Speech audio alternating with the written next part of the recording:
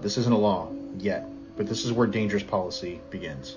If I'm to assume correctly, because I didn't fully read that, but if this is the same legislation that's in California, this essentially protects the outing of the individual or minor in question, minor meaning under 18, of protection of persecution from their respective parents. Should they choose to transition and or are coming out as such as a under 18 individual. And then it basically prevents the parents from knowing if they're going to start gender affirming care, if I'm correct. Because I know that that's a thing here in California. I think it's very dangerous, not only for the kid, but for the kid's safety, well-being, health, long-term. Also, just like the connection of that they may not have anymore with their respective parent. Should they choose to make such a lifelong decision, such as gender affirming care oriented stuff medically. Not talking about social transition, not talking about all the other types of transitions, which I've come to realize there are several. Medical transition, which you are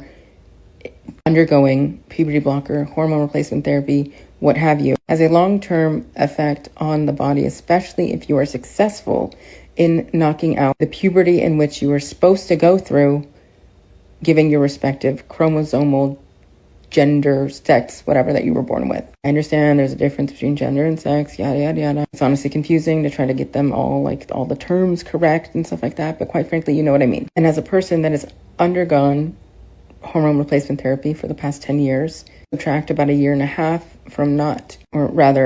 from detransitioning, not by choice, and understanding that process of detransition, it is so traumatizing. And I don't wish that on kids. I don't wish that on anyone under the age of 18, yet they can't get a tattoo, can't drive. But of course, they become a big cash cow, big target for big pharma later down the road because of all the health complications. Fortunately for me, I've not had to undergo too many surgeries. I've only had one, my breast augmentation, which I love my titties. My doctor was a 90210 doctor, Beverly Hills doctor, top of his class, amazing, and I'm very appreciative of the successful surgery. However, it wasn't until years into my transition that I did decide to actually finally make that decision. When I came out as bisexual at 13 going on 14, my mom beat the shit out of me. And later gay, 15, 16, my mom beat the shit out of me. Is that right? No. Do I understand it? Yes. Given the fact that I was an only child and my mom also had some selfish endeavor to wanting to be a grandmother by the time I was like mid-20s or something like that. And she could live up to her mother's sort of standard of living, being the head of the household, yada, yada, yada.